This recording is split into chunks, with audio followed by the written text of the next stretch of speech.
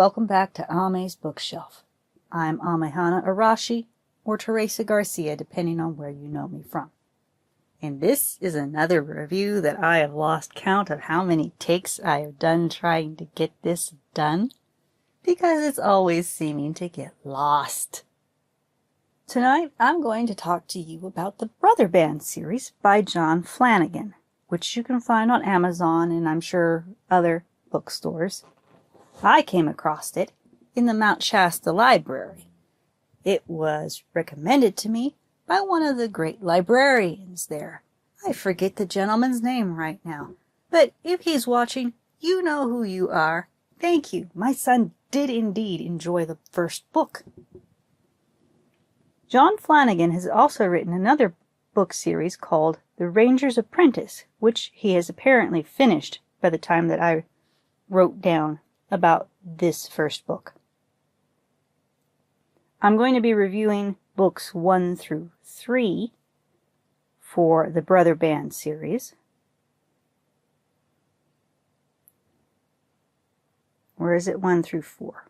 I'll have to consult my notes more. I just know that I've not read the entire Brotherband series yet. I'm working on that. I'm going to be getting back to that after I get through a few other books in my to-read pile. Now, the Brotherband series starts with Outcasts, wherein we first meet Hal, and later on the rest of what becomes the Heron Brotherband. This is an exciting tale dealing with coming of age and entering their adulthood, younger than what we currently place adulthood as at now. I think it was like 13, 14 in this book as to what was considered becoming a man within the Scandinavian culture. A lot different than here in the United States, where you've got a few baby steps. Like at 16, you're considered okay for your first job. At 18, you're considered old enough to go live on your own and leave your parents without having to get legally emancipated. You're old enough to get married. You're old enough to, well, I think actually the smoking age just recently changed, but until recently, you were old enough to smoke at 18, and then at 21, you were a full adult, and you can drink, but you can die for your country at 17 and a half, 18, but not drink at 21. That's a lot different than being a medieval Scandinavian and considered a man at 13 after you've gone through your Brotherband training. Huge difference there. So, if you're going to read this series, bear it in mind. I don't want to hear any, but they're not adults yet. Because it's a coming-of-age tale, and they're working on it. I mean, they're growing into it. They're learning the adulting thing. Some of us adults aren't very good at the adulting thing. Let's see here. The whole point of taking the Brotherband training is learning to master your weaknesses, to turn them into strengths, and form bonds with others in your band, and learning to work together. Because it is such a seafaring-based culture, you've got to learn how to work with all these other guys and start sort of considering them as brothers, because your life is going to depend on them, just as their lives are going to depend on you. This book also sets us up for the rest of the series of adventures on the unique Heron, the boat's name, wherein a pirate manages to steal the Oberjarl and the country's most prized possession, the Andomal. The Herons experience both the greatest high and low in the course of one short day by the time we have finished the first book. Now, the second book is just as hard-hitting, guys. The next book of the series takes us on the first part of their hunt for the pirate Zavik and to reclaim the Andomal. The lads continue building on their strengths and continue working with their weaknesses under the tutelage of Thorn, who is a tear-handed or one-handed warrior, a left-hander, who had in younger years been the Maktig, 3 years running, which was an enormously uncommon thing. In this, he was the first and only man to manage to make mock Tig 3 years running, and could have possibly made 4 if it wasn't for his accident. We also experience Hal's first real love interest in the mild love triangle with his best friend and first mate. And I apologize for the dogs in the background because it is still cold. Now, I found this second book to be very well done as well because it did not overpower the main story. It was not some flimsy toss-in for female readers. Mr. Flanagan guides young ladies on their own journeys with the strong huntress Lydia as the boys fight to free her city and reclaim the Andomal, because this horrible Zavik raids and claims her hometown, pillages it. It's a mess.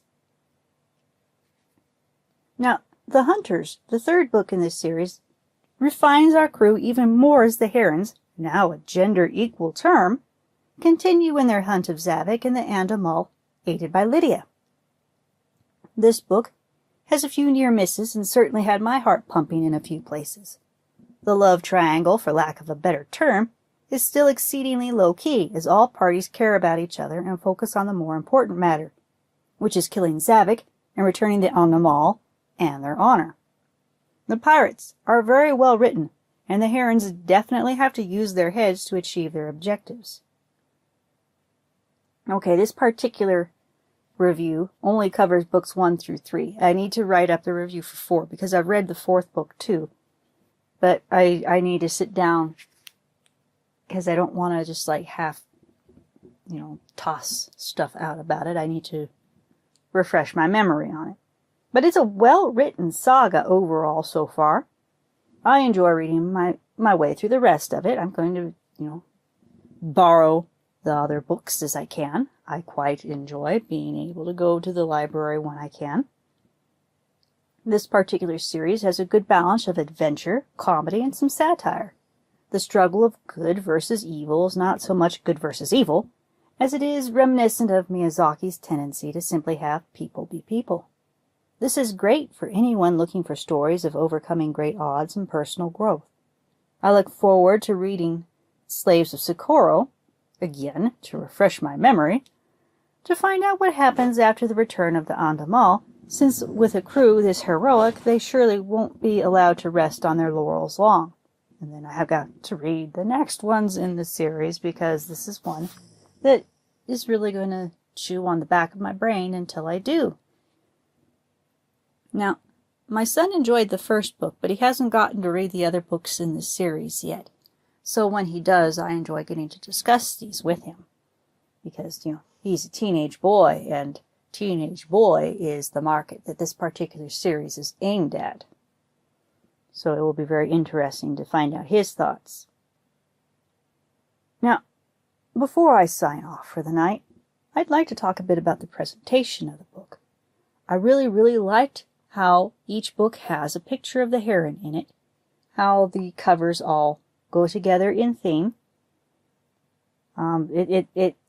Each one that I've looked at so far has been an illustration of a particular scene within that particular story, which doesn't always happen with books. So it's really nice to see that, and to see that the illustrator that was chosen for the cover resonated and understood the story. Because you can tell when an illustrator hasn't read the story or doesn't really resonate with the story, because then things don't quite match. There's a real feel to it, a real look to it that doesn't quite hit right. But these ones, they do. Romance is the one that you see the most disconnect in, because you'll see these covers that have shirtless dudes that don't really look like what's being talked about in the story, or the heroines don't really quite match, or you wonder why on earth the background isn't in the story at all, and just that's a big pet peeve of mine. So I really like it when a cover goes correctly with the story. So I would definitely recommend that just on the art alone. And I also liked the typeface that was used in the books because it was really easy on my eyes.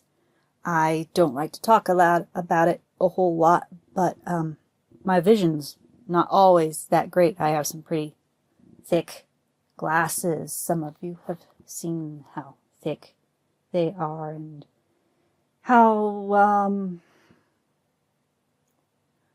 I wear the light lenses and they're Coke bottles, so imagine how bad they are without that technology. So it really means a lot to me when I see a typeface being used that's easy to read. I'm not a particular fan of Times New Roman, even though it's a good serif font. It's not always easy to read for me at the font sizes that are normally chosen by people and other layout artists. So it really sticks with me when I see a book layout that is easy to read typeface wise and font size wise. And I also really liked the itty bitty image at the top of each chapter. It was the heron all through the book. So I thought that was a really nice, elegant touch. Anyway, I am done for tonight. It is time to go to bed for me. I wish you all a good night, and I'll meet you back here at the bookshelf another time, another night, to discuss another book. And until then, happy reading.